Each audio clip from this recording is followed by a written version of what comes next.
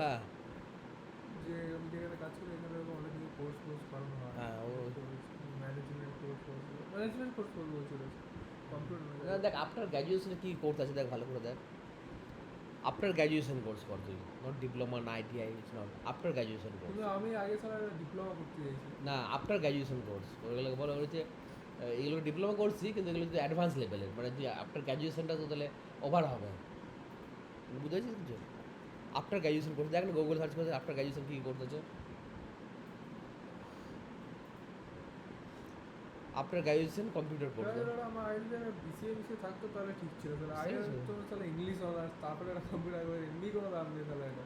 লাভ নেই কেন লাভ কেন আছে গ্র্যাজুয়েশন ডিগ্রিটা দাম গ্র্যাজুয়েশনটা আছে। তো আছে তোদের ভাই দুটো না কি বলিস?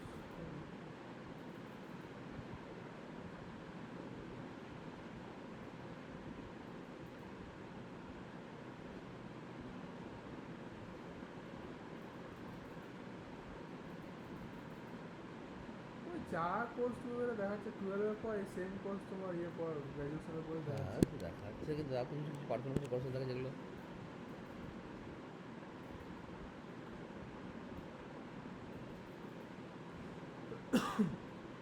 হয় এই তোমার